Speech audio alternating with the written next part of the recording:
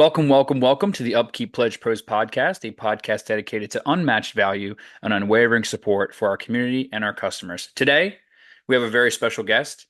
We have someone who has just entered the world of industry, but that does not mean she's new. We have Reagan Heffelfinger, and she is a CNC program operator and an industry advocate, particularly women's industry advocate. Reagan, welcome. Thank you for having me, Bryan. You are very welcome. I know we've been playing tag a bit to get you on the show, and I'm so glad to have you. Upkeep is so glad to have you. We love telling stories and having you tell your story about just the world of industry, manufacturing, machining, maintenance, all these things, and particularly you being a young woman, coming into the industry and really getting after it, right? Which we love to see. It's amazing. I've got a young daughter, and I would love for her to follow in those footsteps, but right now she's fighting me kind of on it. But before we get into all of your everything, because we have a lot to talk about, Reagan, could you tell us, like, where did this begin? What was like the spark that set you in motion to stumble upon CNC programming and operation and all that stuff? Yeah. So I actually went to college and started out as a nursing student. I thought that I wanted to be a nurse because I had been a lifeguard for 3 years. And I took microbiology, and I very quickly found out that that was not for me. I did not understand one single thing that was happening in that class. And I was like, that's the lowest level science class that I have to take. It's only going to get harder from here. So I changed my major, and I completely like 180 went to mechanical engineering. I went from nursing to mechanical engineering. A tough one. Um, yeah, I took the ASVAB test in high school because I thought I was going to go into the Air Force. And my highest aptitude was mechanical, which I mean, it makes sense because I work on my own cars. I fix almost everything myself. I just kind of have that knack. And so I was going to school for mechanical engineering for a couple years. I stuck with that for a couple years, but college just was not my thing. I was having mental breakdowns like every other day, it felt like. And there was just so much homework, and I was working like 40 hours a week at the time at Starbucks, and it was just a lot of stress on me. And I just didn't want to do it anymore. I kind of wanted to drop out. But my dad was like, you really need to get an associate's degree if you want to have some job stability in the world, or make enough money to survive. Like an associate's degree is really going to help you there. Um, but I was like, I don't want to do college. So I was scrolling on TikTok one day, and I found Titans of CNC, and I saw one of their posts, and I was like, oh, that's kind of cool. And then the next one was, I think her name is Lexi Electrician, and she's a woman in a male dominated industry, and she's kind of a badass, not gonna lie. Like Yeah. she gets it done, and I was like, that's kind of cool. Like that's kind of my personality. I think I want to do something blue collar. I just didn't know what I wanted to do. um and so I talked to my dad a little bit about it, and he kind of sat me down. He's like, what do you want to be doing when you're 40, 50 years old? Do you want to be like underneath a car? Do you want to be out in the weather doing electrician work, where it's cold or it's hot? You're doing heavy manual labor. And he kind of knew what machining was because my uncle was a machinist in the Navy. And so he's Nice. like, how about you look into machining? I crochet, and I do a bunch of crafts. He's like, you like to make things. Why don't you look into CNC machining? And so that's when I went back to Titans of CNC because I saw them previously, and I was like, oh, that's kind of cool, but I have literally no idea what that is. Um, and I just watched a whole bunch of videos, and then I signed up for the machining program at my local community college because they have a 2-year machining program. And Nice. I started the next semester, and I was the only girl there, but I made it work, and I made friends still, even though I was kind of the odd woman out, so to say. Yeah. Um, yeah, that's kind of how I got into machining. That's awesome.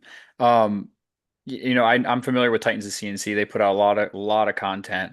Very well recognized organization. I was just watching a video of them on, I think, Instagram, where they were talking about coolant uses on tools, and they took an end mill and like buried it through like a 2 inch depth cut, 1 inch end mill with no Yeah, coolant, and it just broke, right? And then they flooded it with yeah, coolant, and it went all the way through. So I get it. And I'm a college dropout myself. I was in the Navy. I was a mechanic in the Navy. So I get it. What does your father do? So my dad, he was in the Navy too for 6 years. When he got out, he got his degree in criminal justice and then was a cop for 20 years. Cool. And then we lived in Arizona at that point. We moved up to Idaho right after he retired from being a cop. Nice. And Idaho's beautiful. yes, I love it here.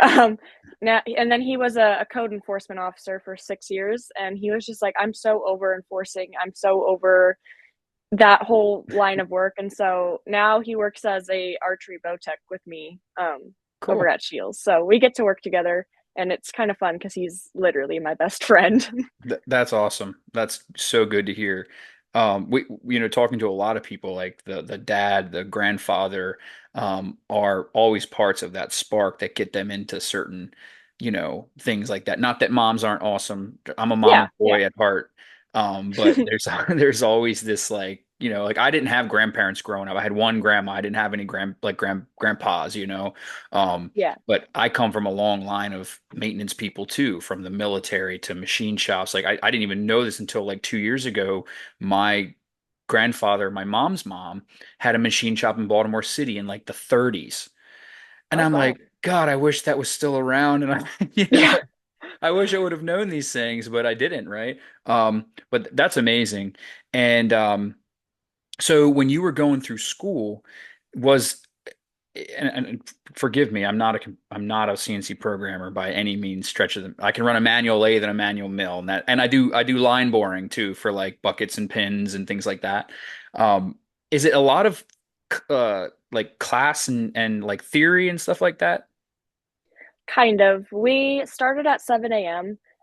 In classwork. We would kind of go over, we had two textbooks that we would use, and they weren't like typical textbooks where they're giving you a bunch of history and things like that. It was more theory, I guess, would so to speak, and what kind of lines of program that you would use for certain boring or drilling or facing or whatever. And we would watch a lot of videos, a lot of Titans of CNC actually. And that was like the first 2 hours of our class. And then at 9, we would go into the lab where we would either machine or, you know, do pick up wherever we left off the last day. But the first year of machining was all manual. So manual mills, manual lathes, grinders, all that stuff. And then the second year, we got to move over to the CNC mills and lathes. And the second year was definitely my favorite. I know how to manual mill and machine and conventional and everything like that. Almost, I know how to do it better now that I know how to work a CNC machine, which is kind of weird, but I understand it better. I had literally no idea what I was doing that first year. I had no idea what a heavy cut was or a light cut Yeah, was or yeah, climbing or yeah. What a scratch pass any of that. is. Yeah, and my parts looked so bad, but Rough. after yeah, after that second year, I would jump on the manual mills and my parts would look so much better because I kind of understood what was happening Yeah, now, speeds and feeds, right? speeds and feeds and which direction to cut things and everything like that. Yeah. Yeah, that's awesome. I know exactly what you mean. I don't know anything about CNC machining. I understand it, Yeah. if you were to tell me to bore a hole in a C, I would have no idea what to do. But it is funny that after you learn CNC, your manual machining was a little better, which is kind of funny. Yeah. Um, so that's a great story, getting into it and just kind of pushing through. So let's talk about this. You had already kind of alluded to it a bit where you were the only woman at your school. Um, and I know you've had some CNC machining jobs and things like that. I'm sure you were probably the only, if not one of the only, young women in the shop, turning, parts and things. So how has that been? What has kind of been a good thing and what has kind of been some kind of bad things, if any, right? Yeah. So I'll start with the good first because I like the good better. It's awesome. I my school kind of in the last year brought in a media company because our numbers were not great. We started out with like 30 people in my class, and then the second week it was like 15 people, and then the Hmm. second year we only had 5 people, Wow. and I I only graduated with four other people, or I guess we started with six, and then I graduated with four other people. So there was only five of us who graduated that class. And then the second year, or the year after me, was a little bit better. They had closer to 20 people, but I have no idea how many people continued on to the second year because I'm graduated now. Right. So they brought in a media company to kind of jazz up the machine tool technology program because nobody knew what the heck it was. Um, and they kind of made me like the poster child of it because I'm the only girl, and I don't know, it's kind of cool. A bunch of the media guys were like, "You're so cool, you're so badass. Like we want you to You be like are. the You are face." badass. I don't feel badass. I'm just me, but I guess I am. But they kind of made me the poster child of it. So I got to one day I was driving down the road and I saw myself on a billboard and I like nearly crashed my car because I didn't know I was going to be on a billboard. I've been on the homepage of my college's website, the College of Western Idaho. I was like front page for a couple months, and I'm on posters at school. I'm in the mall, a big old advertisement in the mall. And so that's kind of cool to see myself at different places. Like I'm just a student going through college, but because I'm the only girl, they kind of highlight me because it's not usual, but it's cool. It is cool. Um, I want to but get on the I other want to get face, a signed yeah. broken end mill from you. Sign your next Oh, broken. I have so many. I literally have so many. I'm not perfect. I've crashed too many times. Me I won't say too. how many times, but Me too. it's it's bad. I have broken end mills, broken edge finders. Just it's bad. Um, You broke Edge Finder too? yeah, I blew up an edge. It was bad. It was really bad. Was it one of the Luckily, self-aligning ones? The little like ones you hit and they're out of alignment, and then when you touch the edge, it straightens up. Yeah. yeah, it was sad, but luckily they gave me another one because Nice. You got to save all of them. You got to sign them. And you got to auction them oh, off. I have a little bin of all my broken inserts and end mills and edge finders and everything. I'm like, this is the trash bin, the bin Yeah. of shame. That's your learning bin. Yes, all my I've grown so much. Look at all the stuff I broke along the way. But Yeah.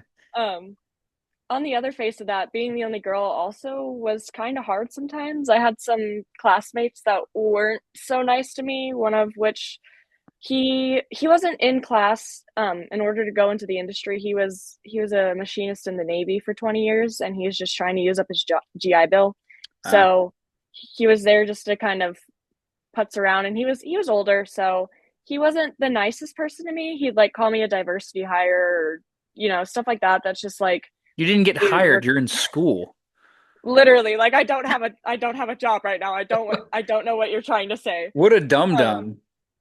yeah, he was not the nicest guy, but he didn't like anybody. So I honestly didn't feel too picked on. I was just like, "Oh, you just don't like anybody. You're just a mean old grump." Yeah. Um and the first year I kind of was in my own head. I had my own ego where I was like, I'm the only girl. I have to prove myself. I can't ask any questions, and it kind of set me back. Like I set myself back because I felt that pressure of being the odd one out and being the only girl, and I was like, I have to know everything. Like I don't know. I just made it harder on myself because I put that extra pressure on myself. And it kind of made me hate machining a little bit in the beginning because I was so bad at it, and because I didn't want to ask questions and I didn't want to look dumb. But like once I kind of got over myself and realized that like nobody is thinking that about me. Nobody's like, oh, she messed up because she's a girl. She messed up because she's learning. She's new. That's She's right. never done this before. That's right. I kind of was able to ask questions and put my pride aside and realize that like I'm only looking dumb for not asking questions, not because I'm a girl. Nobody here is thinking that like my parts look bad because I'm a girl. They think that Right. my parts look bad because I'm new. So in that way I kind of set myself back, but once I got over myself, I was fine. Um but I feel like right now in the job search, being a girl is, I don't want to say it's just because I'm a girl, but I feel like that's the reason. It's hard to get calls back, and it's when I do get interviews, it's they're giving me like pay that's lower than what was advertised, almost like $2-3 lower than was advertised. And when I have gone into shops, I had one shop experience, and they did not treat me right at all. They didn't let me go to the bathroom. They didn't let me touch a CNC machine. I literally was just deburring parts for 10 hours a day, and I'd go home not being able to move because I was just so Like Noga deburring? like I had a little air compressor gun with a little bit on it, and I was just hunched over in this little chair. It Ugh, wasn't even a good chair. It was like a folding chair for 10 hours, and I would go home and I just couldn't move because my whole that's in, body hurt so bad. that's insane. And I don't want to blame it on the fact that I'm a girl because I don't want to make people seem sexist, but that's what it was. There wasn't, I mean, I was qualified just as much as the next guy. So I don't know. It Yeah, makes the job search hard sometimes, sure. especially I feel like being in a conservative state. I'm pretty conservative, but it makes it hard when you're trying to go into a male dominated industry as a girl and there's people that are like, you don't belong here. Yeah, that's wild. I mean, talking to you and many other women in industry, when I look at you, I see my daughter, right? And it makes me think about any kind of BS that she might have to overcome, right?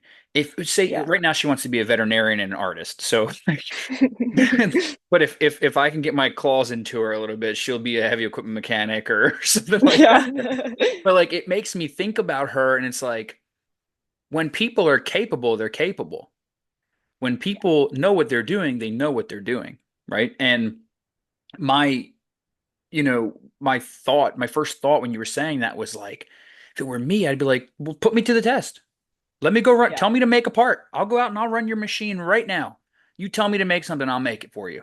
And if I can make what you asked me to make reasonably, right? Because Mhm. they can't be like, all right, make a tetrahedron or something. And you're like, Yeah. you know, then I want what the pay was advertised. It's like Yeah. you can't pull this stuff on me. I'm coming in here with the required experience, education, and know-how for this job. I'm gonna be an equal candidate just like anybody else. And that's where that Reagan, that's where that badassness comes from. Sometimes you gotta roll them up, and go in there Yeah. and don't let them think. Just tell them what's gonna happen. Yeah. And I gotta work on that. I'm kind of a timid person sometimes, especially when it's like a new job, new shop, bosses or whatever. I kind of let people walk all over me, and Yeah. that's something I need to work on, and I know I need to work on it. You, as an employee, make that shop. You make that business. That business doesn't operate because of a service manager sitting in his office with a bunch of empty Yeah. machines, right? Those machines need to Yeah. be operated, and they need to be operated correctly and efficiently and in lockstep with the direction of the business. Workers make that happen, whether a boy, girl, or whatever, they make that happen. So, you are in more demand than you might realize. Yeah. I will tell you that firsthand. You are very in demand. And that's why we talked a little bit online. I had mentioned go look at heavy equipment sites. They do field machining. They have machine shops in their cylinder shops and in their rebuild facilities. They run big, horizontal borers and vertical borers for turning big gear cases and Yeah. axle flanges and we were talking a little about line boring before we started recording. Like they go out in the field and run, they weld up bores and line bore them and face off. They do wild stuff. They Yeah. have a hard time finding those people, and you are more than qualified for those types of jobs. So like I'm saying, there, I think the the opportunities are endless, and you recognizing that sometimes you're your biggest enemy, which we all are, right? We all have Yeah. those things where we're like, man, am I playing? It's called imposter syndrome, right? It's Yes. like we know that we're legit, but there's this little voice in our head. It's like, well, I don't know, right? Yeah. Like, what if this happens? Or what if this happens? And sometimes you just got to go, shut up. I'm awesome, right? Yeah. And I'm going to get after it because you're perfectly capable of doing so. Um, so currently, right? Um, you're in the process of looking for some jobs, right? CNC Correct. programmer, machinist, stuff like that. Awesome. Well, I hope, and this video we blasted to everybody. We're hoping that people will be like, "Hey, who's this? Who's this young lady? We need to talk to her. She Yeah. can roll her sleeves up and get in there and show us what it's about." So what would be your goal? What would be like a perfect scenario for you for a position for a job? Well, I mean, I'm in Idaho right now. I would love to stay somewhere in Idaho just because that's where my family is. That's what I'm close to. But I don't know if the price was right. I wouldn't. I could be suggested to go somewhere else. I don't really have a picky preference on what I'm gonna do, what I'm gonna machine or manufacture. I just want to do something. I haven't touched a mill or a lathe in a couple months, and I miss it. I have all my tools just sitting at in my garage staring at me right now, and I'm like, I'll get to you one day, I Yeah. promise. So honestly, just anything. I just want to learn. I am freshly out of school, so I have a lot of knowledge. I know how to program. I know how to manual machine, CNC machine. I use grinders, all that stuff, and I want to keep learning. I don't want to go back into like an entry level position where I'm on the grinders all day and I'm not doing what I'm capable of. Right. And most of the interviews that I've been to or the shop tours that I've been to, that's what they kind of expect of me. Which is fine if that's what I have to do. It's just I want to keep learning. I want to keep progressing. I don't want to take a couple steps back because I mean I do have an associate's degree in this. I do have 2 years of experience. It's not like I'm completely green. Sure. Just something, anything to get me back in a shop. Yeah, and you know what's really, really nice, and I think is sometimes overlooked in circumstances like yours, is you're a blank slate. You have the foundation. You haven't learned any bad habits. You haven't been subjected to the BS of poorly run shops where, I mean, you have a little bit, right? But like where A little it bit. it kind of beats back your creativity and your thoughtfulness and your wanting to learn. So when I look at, I used to hire tons of mechanics, diesel, heavy equipment, hydraulics, mechanics, electricians, things like that. And I loved people who did not have bad habits because I didn't have to untrain those bad habits and then train good Yeah, habits, right? With you, you have a solid foundation from being educated, right? In school, learning theory, learning practice, doing hands-on work, having a little bit of shop time, understanding the do's and don'ts of the trade.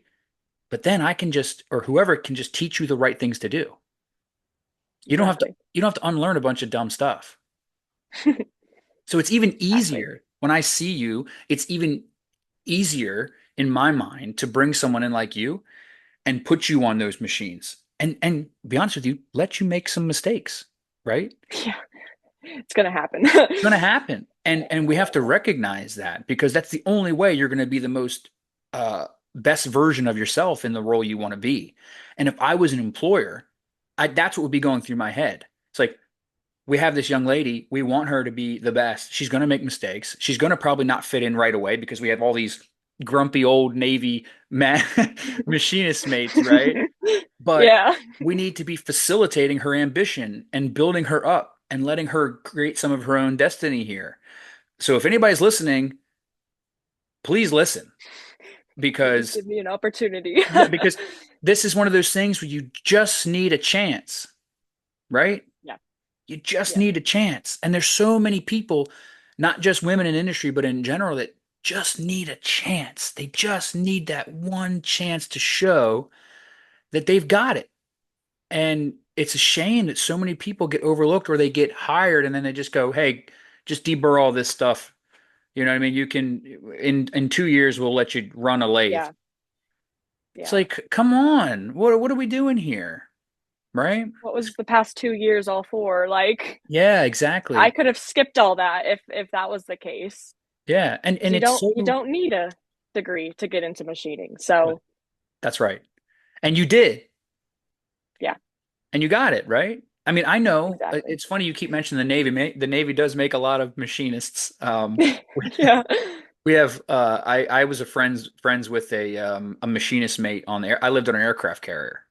And I was friends with a machinist mate on that's where I first learned how to run a manual lathe was on an aircraft carrier. He taught me how to cut tapers and all kinds of things. Yeah. And he was a really nice guy, but I did know some machinist mates that were salty, grumpy, big bags under their eyes because they're below decks all Yeah. the time. They're just turning valves and making shafts and you know, Yeah. broaching keyways and like that's all they did for 12, 15 hours a day. Um, Yeah. And it hurts me to know that the Navy people have given you a bad taste in your mouth from your machining career. Um, but I promise there are some good ones out there too. My uncle's one of them. He's never said anything mean to me. He's only uplifted me. So I have both ends of the spectrum of the grumpy, salty old dude and my uncle. So Was he submariner or ships or what did he do in the Navy?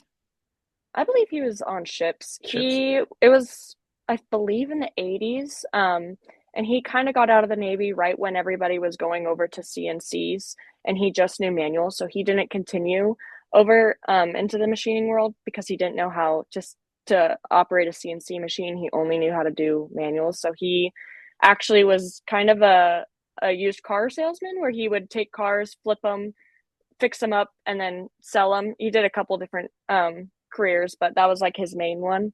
But he was just so excited when I said that I was going to go into machining and I was going to learn the CNC side. He was ecstatic about it.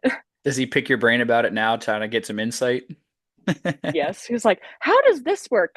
And how do you program? How do you talk to the machine?" And he wants Yes, to know everything, and it's kind of funny to me it that is. that's what we talk about at Christmas is machining.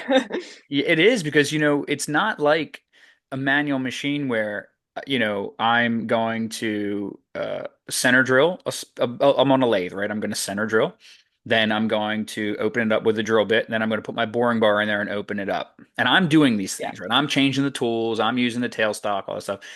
With you, what you do, you have to write in the program for a tool change for the tool. Like I know, correct me if I'm wrong.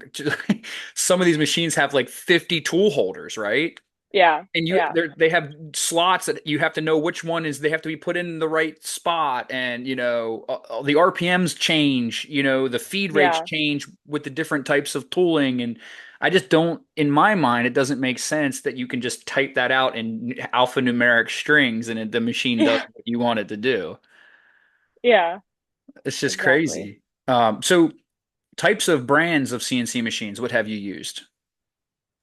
So CNCs, I've only ever worked on Haas. That's what my school had. They were a Haas Technical Education Center or something like that, Oh, because we do have a Haas outlet like right down the road. nice. Um, so I only know Haas, but I am open to learning anything. I'm not scared of hopping on a different kind of machine. It'd be nice to stay on Haas because that's what I know, and it's super user friendly, and obviously I've spent a whole year on Haas, so that's what I know. But I wouldn't mind going to a different brand of CNC machine. Yeah, I mean, how could different could it be? You know? Probably very different, but I guess I'll find out. Well, you're talking to me. I have no idea. When I walk up to a South Bend manual lathe or a Hardage manual lathe or something, I know what it is, right? Yeah, exactly. But with No, it's CNC, probably, go yeah, ahead. programming is probably going to be the same, but just like things like touching off your tools and the keyboard and the buttons are all going to be different. So it'll be a little bit of a learning curve, but the basics are the same. Right. And I have to ask this because I'm huge into the maintenance world. Do you, as a programmer operator, do you ever get into maintaining the machines? So at school that we had to learn how to, check the coolant levels, check the pH of the coolant. We had to run the warm-up programs and then, you know, we had to learn how to maintain the machines. Every once in a while we'd have to call Haas and they would have to send out a technician just because of somebody crashed the machine super hard and now the spindle doesn't spin right or something like that. And we didn't do anything like that because we were still students, but the very basics of maintaining machine, I do know how to do. I do know how to change out the coolant and kind of get rid of all the old coolant in the pumps, before we were going to go on summer break. So it wasn't just sitting in there molding and stuff like that. So I know the basics, but I don't know how to change a spindle or anything like that. Yeah. No, no, I wasn't. I didn't expect that. Yeah, but it's good, right? I mean, because at the end of the day, when we talk about, we do a lot in manufacturing and we talk about operators, right? Operators are the first line of defense to ensuring that a machine operates to its full capacity and its full potential, right? So Yeah. if you're somebody, and not you, but if you're somebody who runs a machine and things, taking CNC out of it, but you don't look after it, right?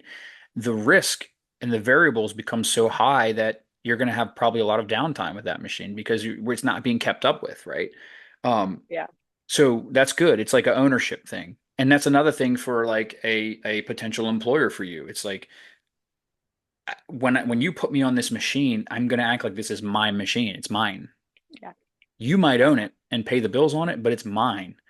And I want it to do what it's supposed to do because if the machine's not working, guess who else isn't working? Yeah. Me, Yeah. right? Literally. Yeah. So one last thing. What's one of the coolest things you've made in school? I made a whole engine, like a tabletop, uh, like little Stirling engine, and it doesn't Nice. completely turn over all the way. It almost does. It gets very close. You I got was to the hone it. closest in my You class. got to hone the Yeah, cylinder.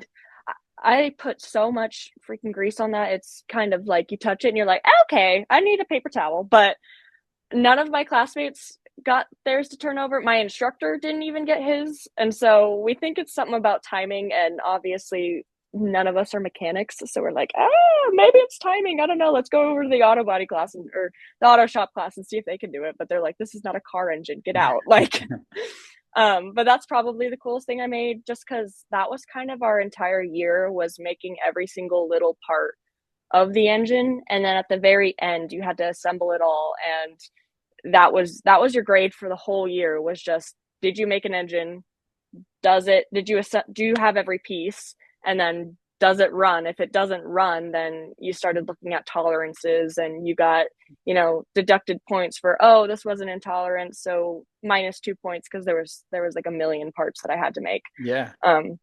But mine was really cool because I am an archer, and so the intake little tubing piece that you blow the air through. I used an aluminum arrow, so I have a Oh, little Easton arrow, just to kind of make it my own. that's I awesome. wanted to use an arrow, so I did. That's great. You still have that, right? That's like part of your Yeah, yeah. I still have it. It's in the other room. I should have grabbed it before we came No, here, don't say- but That's awesome. You should post some pictures of that. And if you hadn't already, I'll try to find them. Um, yeah, that's awesome. Reagan, I think it's so wonderful that you are out there doing your thing, trying to make a difference and showing young women everywhere that everything is capable. You're able to do whatever you want. There's going to be blockers, right? But sometimes those blockers are just in our own heads, and we just have to recognize how awesome we are, tell that little voice to shut up for a little while, right? And get out, yeah. and you are a testament to that. And that's amazing. We love to see it. So one last thing, how can people, Reagan, get a hold of you if they'd like to talk employment or talk CNC or talk conferences or anything like that? What's the best way for them to get a hold of you? Honestly, LinkedIn is probably the best way. That's kind of where all of my machining contacts are at the moment. And everything I post is machining content related, so that would be the best way to contact me. And then I can give my email from there, but just get Cool. get in touch with me on LinkedIn. Perfect. That's so awesome. Reagan, thank you. And on behalf of Upkeep, thank you as well. And we will see you on the next one. See you later. Awesome. Thanks for having me. You're very welcome.